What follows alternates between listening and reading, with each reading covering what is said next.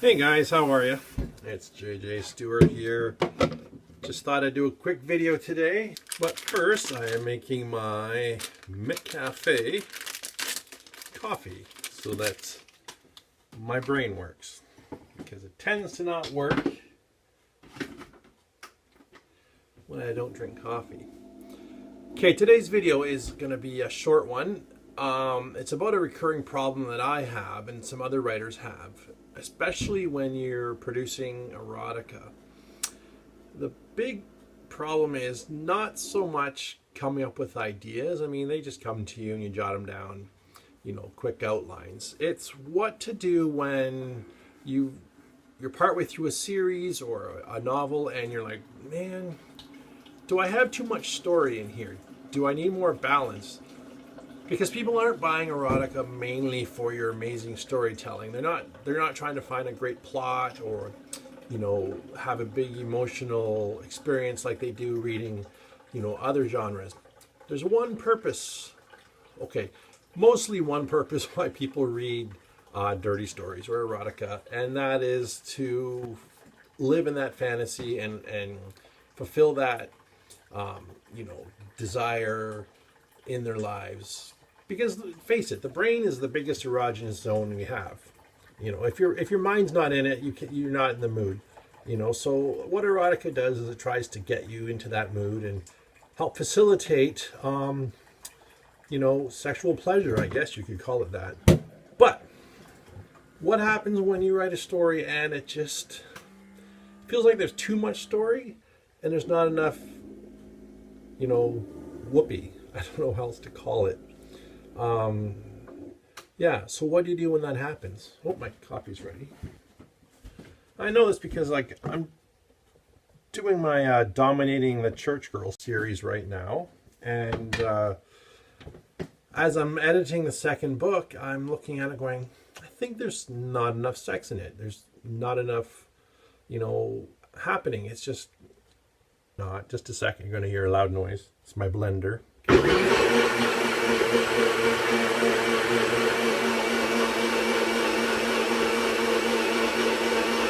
Almost done.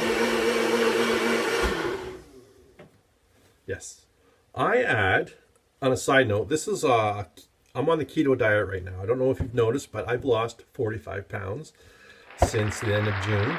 I'm on the keto diet, and one of the amazing drinks you can have on that was coffee with butter, a tablespoon of butter in it, and whipping cream, like just the liquid, not the foamy stuff. And you blend it in your magic bullet right here, and you get this amazing latte. This tastes great. So I don't have any sugar right now. I'm not having any wheat or any carbs. It's a low carb, high fat, moderate protein diet. Anyway, it's really freaking good. And yeah, I've lost 45 pounds. Yeah, I'm a sexy bitch.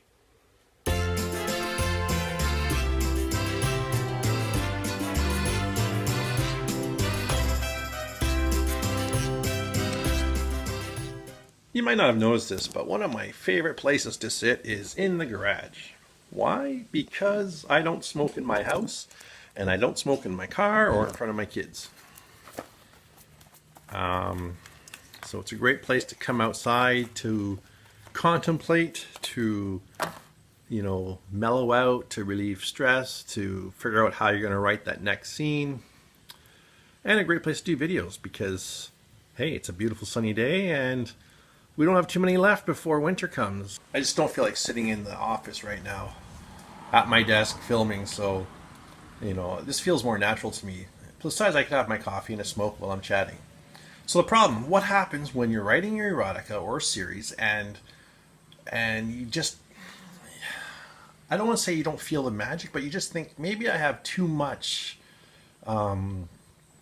story, too much plot and people doing things, and you worry about, are you boring your readers? Are they getting turned off, and are they skipping ahead and just getting to the juicy parts? And that's a thing I always have to wonder about.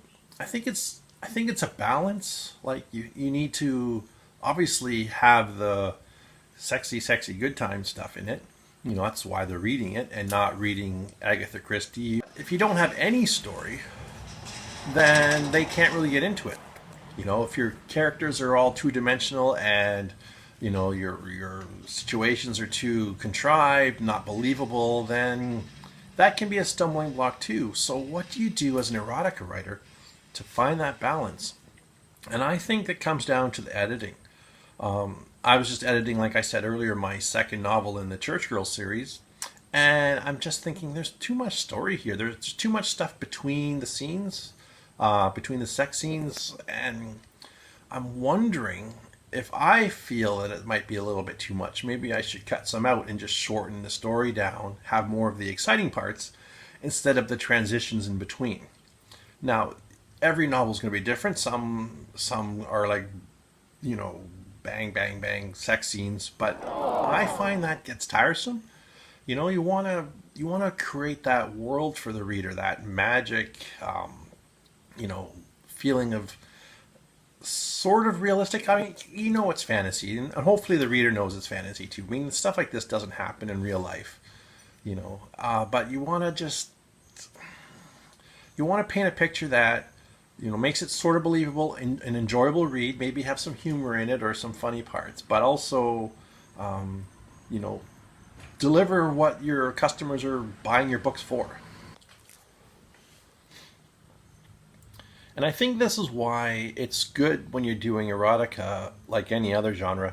It's good to outline and plot and have an idea what you're doing. Don't just start a story and meander through it, like with no purpose or anything happening. No, I'm not saying have huge complicated plot arcs or character development, but something has to happen. You need a setting for your erotica to work.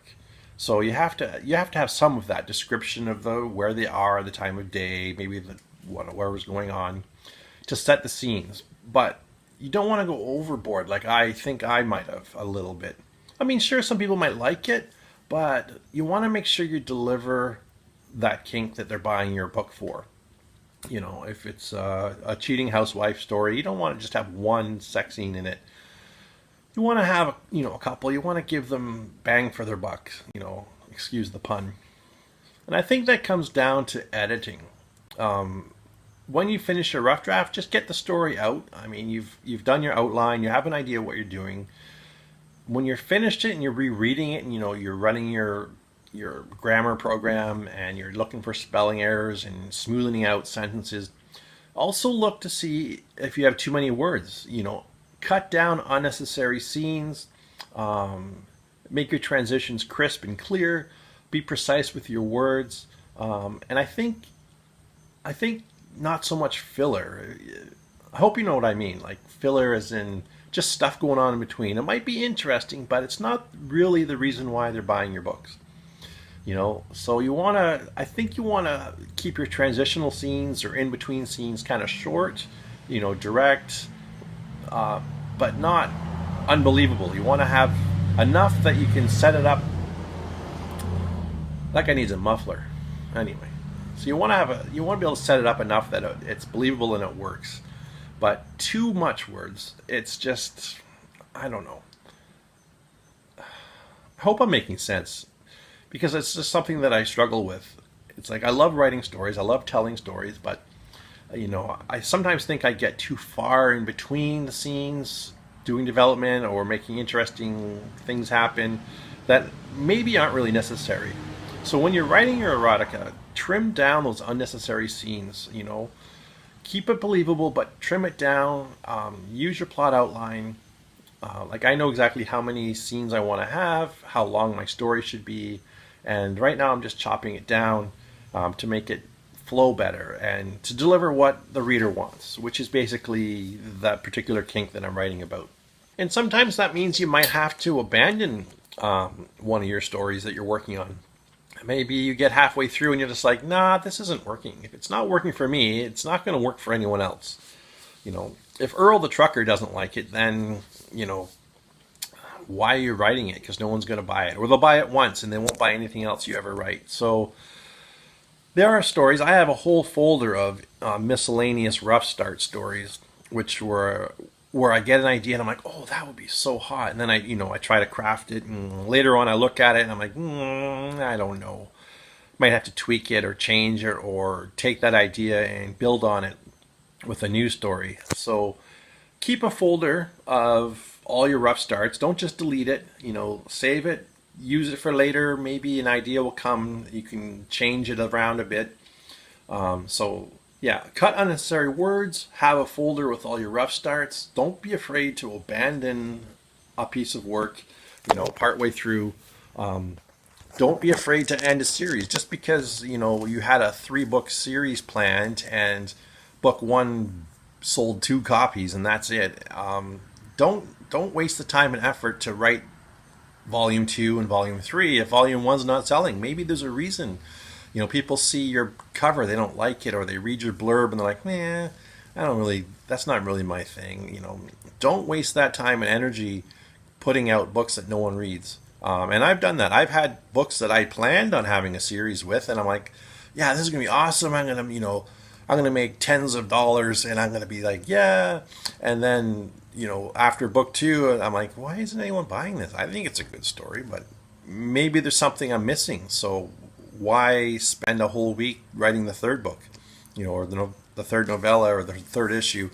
Abandon it and start fresh. You have to find, the thing about erotica is you have to find that one kink, or combination of the two, a couple kinks together that work, and find an audience, like a niche audience that wants that. At first I didn't know what I wanted to write, and even now I've written different types of genres, like sex slaves, cheating wives, threesomes, bondage role playing and stuff like that, and I still haven't found what I seem to like. I seem to gravitate towards the cheating wife or woman exploring bondage and things like that, and cuckolding. I always find that kind of fun. But I did a series, I planned on doing a series about hoo cows, which personally I think is kind of cool, but there doesn't seem to be a market for it. My first book sold maybe a dozen copies, and I was like, I was really disappointed in that. If it wasn't for the Germans, I wouldn't have gotten any sales at all. But it's just certain genres don't take. Certain sell well, and some people do well in one genre and not another, and you're like, why is that? Well, it could just be the way they write, or they don't have a lot of filler. Maybe they get to the point quicker. Their prose might be crisper. Maybe they have nicer covers. But don't be discouraged. If you're struggling and your book seems to be languishing, don't be afraid to put it aside and start a new project or to revise it. The worst thing you can do, I think, is to just plow ahead without any reflection or any looking back and judging your work and how it's doing. I think if you fail to do that, you're going to set yourself up for disappointment. So yeah, it bruises your ego and your pride, thinking, man, no one likes this. That's the nature of the business. Some people write it better. Some people have better ideas. Some people, just make the magic happen better than you can. So keep working at it, learning and practicing and editing, and but don't be afraid to cut and edit and be harsh and brutal. And don't be afraid to abandon an idea. It's not a crime. No one will know. I got a whole folder full of half-started stories. I had one story the other day. I'm like, oh, this is going to be great. And then partway through, I'm like, wait a minute. I can't write about this. This is illegal. It was about hypnotizing. This guy and his woman have go to marriage counseling, and she takes hypnosis, and the hypnotist, the therapist, gives the husband the secret access code to turn her into a willing sex slave. And I'm like, yeah, this is awesome. And then I'm like, wait a minute, that's coercion. That's like borderline rape. You can't do that. I'm like, bugger. Well, you can't do that on Amazon. And I'm like, man, it's such a cool idea. And then, but I couldn't figure out a way to get around it. My book would have been blacklisted and dungeoned, and it's not worth your whole account being kicked off Amazon. So I had to put that story aside and just shake my head thinking, yeah, I can totally see how people would think that's rapey.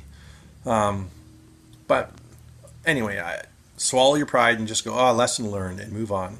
But with that being said, don't throw every idea away. You actually have to finish writing stories. You actually have to, get to the end and, make your cover and your blurb and add your back matter, your promo stuff, and publish. I mean,